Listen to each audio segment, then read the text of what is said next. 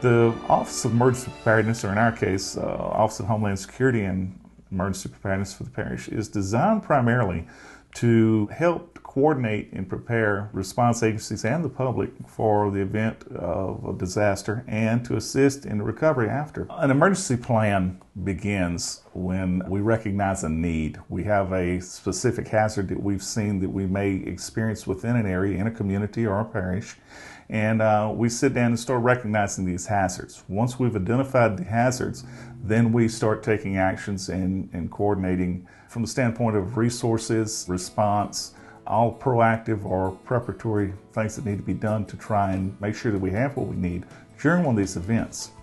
Once the preparations are made, then we have a guideline or a book that we go by. It's known as Emergency Operation Plan. And this plan gives us a guideline for how we would go about handling an incident. It gives responders the tool they need to help handle multiple different hazards that may occur within a parish.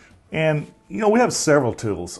We try to use one in a kind of a stair-step fashion. The first would be a tabletop exercise. And basically what a tabletop exercise is, we get the different players involved. By players, I mean police, fire, medical, the different stakeholders or people who have interest in this incident. And we sit around the table and do basically a roundtable discussion. We may have maps of the areas. We'll give them a scenario that they must deal with, such as a chemical release, or it may be a flooding issue or whatever. And they have to kind of talk out the problems. And this helps us to look for weaknesses in the plan that we may have and some of the unique problems we may come into. During the middle of the exercise, we may add a different scenario into it. This is now taking place, where they may have to change or modify their actions. And this helps to give us an idea that they have the preparation, the tools, and the knowledge that they need to kind of conduct this operation. The second tool we have is what's called a drill. And a drill is designed to help make sure that the responders or the people acting in the emergency are proficient with specific pieces of equipment. I use the example of the extrication equipment that is used during automobile accidents, hydraulic extrication equipment. We may have a fire department get a new piece of equipment. Well, we will conduct a drill where we'll simulate a car wreck. They'll have to come out and extricate someone or a mannequin from this automobile to make sure that they know how to utilize the equipment, how to set it up, how to operate it safely and properly, and the most efficient way of getting the person out. These are called drills, and we do that during disaster planning as well. We may do a drill to make sure that they utilize certain pieces of specialized equipment. It may be an airboat, for example, that's utilized to get people out of floodwaters where, that's not something that just everybody operates.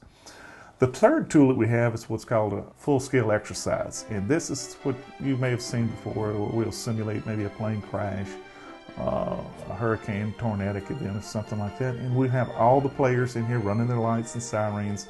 We come in, we may have victims, actual victims who have been made up to look like they're harmed or have been injured. They will have to treat them. The hospitals will be involved. We'll bring them in and they'll simulate treatment at the hospitals. And again, we're doing that to make sure that the hospital can handle the volume of people we may have in this incident. We also will test the response. In each one of these sessions, the tabletop, the drill, and the full-scale exercise, we also will do what's called an after-action report.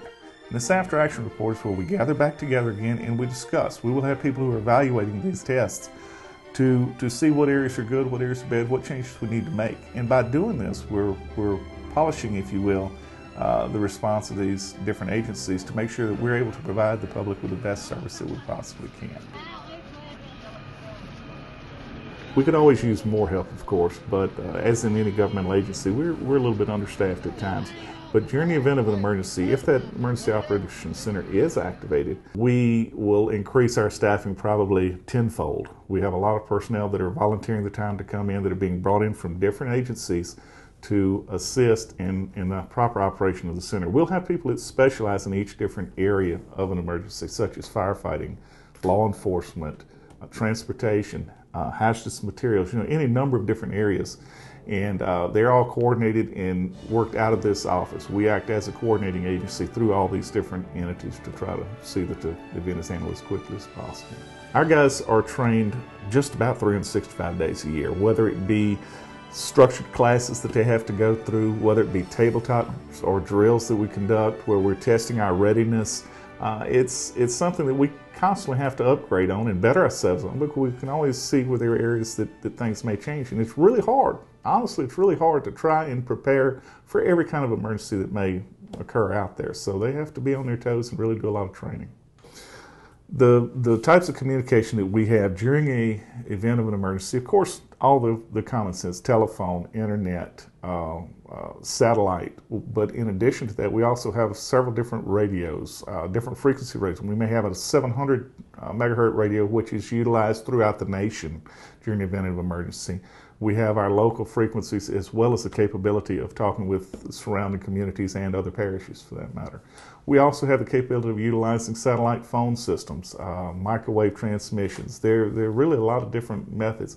And in a severe sense, we can actually even use ham radio operators. They've been utilized in many disasters very effectively. So we do have multiple means in which we can get information to each other and get it out to the public. We are able to respond. We have several hazmat guys on our team. If OEP has an incident in this area, we're able to send people to back them up. We can set up perimeters for them. We have OEP responds to a lot of our major fires. If we have a major fire, OEP will come out, namely Mark, Benton, Josh Randall. They'll come out and help us set up scenes around that area, secure everything off of it. They work really good with us. What's important about divisions like OEP and the Sheriff's Office is us knowing what each one's responsibilities are and recognizing that, and then trying to work together to meet that, to reach the goal that we want to meet together. So the OEP office has always worked well with us, and I think that it'll continue to do that.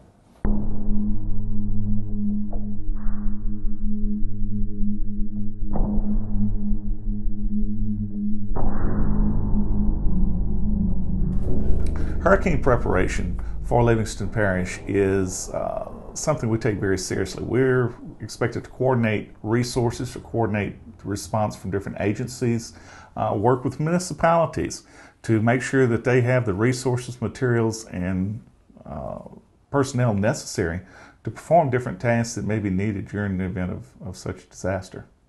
We're very active in trying to get public awareness toward disasters such as hurricanes. We want to make sure that they are well educated toward what they need to do in an emergency response plan, how they need to have an evacuation plan, resources on site such as extra flashlight batteries, weather radio, clothing, extra medication, and list of people they can contact in emergency, and more importantly, know who to contact when they need help during this emergency or immediately afterward. You know, we still haven't got that great at predicting exactly when a storm's going to hit, how severe its effects are going to be.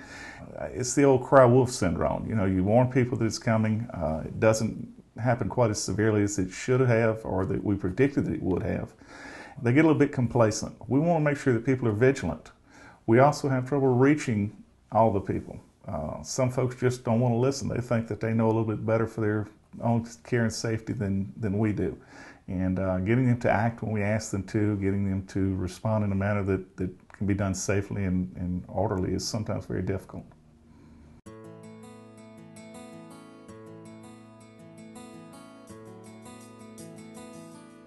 We hope to make the public better aware by using our website. The information that we're going to be giving out will be very close to real time. You will be able to update it on a very short or very ready basis. We feel that we're able to share information that the public needs to know. It may be as a result of an evacuation, or it could be locations you may need to go for supplies, or any number of reasons. We hope that we can utilize it to help keep the public better informed of what's going on in the parish. It's not the only source, of course. We can listen to radio, television, and any number of different sources we can get it, but we would like to think that our site gives the most up-to-date information that we possibly can, and it's going to be site-specific for the parish or for the incident itself. If there was any message that I'd like to leave the public with, it's that a tremendous amount of money, resources, effort, manpower have gone towards protecting the public. You know, we would like you to understand that we're doing everything that we can every day to prepare for these events as they may occur, and to make sure that you receive the support and the help, frankly, that you might need. We would just like you to understand that we're out there. We're doing what we can. We want to help in any way we can, and we're taking every action and every effort that we can to see this done.